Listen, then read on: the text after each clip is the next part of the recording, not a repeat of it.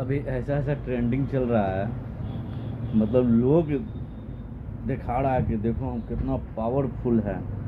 मतलब यार अपना औकात तो है नहीं, और दूसरा के गाड़ी के पास, सामने नेता के पास के गाड़ी के पास खड़ा होकर, हीरो के किसी गाड़ी के पास खड़ा होकर फोटो दिखा रहा है कि देखो हम कितना बड़ा। अरे यार, जो नेता है ना वो भी अपना बापे के दम पर कूद रहा है, चाहे कोई भी हो, ठीक ना।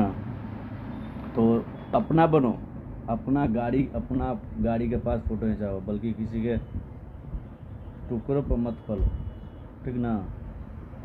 1 रुपया तुमको देगा नहीं, बस खाली आगे पीछे दौड़ाएगा तुमको। जो भी इंसान हो सिर्फ आगे पीछे दौड़ाएगा। इसीलिए अपना मेहनत करो, इसीलिए टाइम निकल जाएगा, उम्र निकल जाएगा, नहीं कुछ पर कर पाएगा। मेहनत करो, मेहनत करके अपना दम पर करो।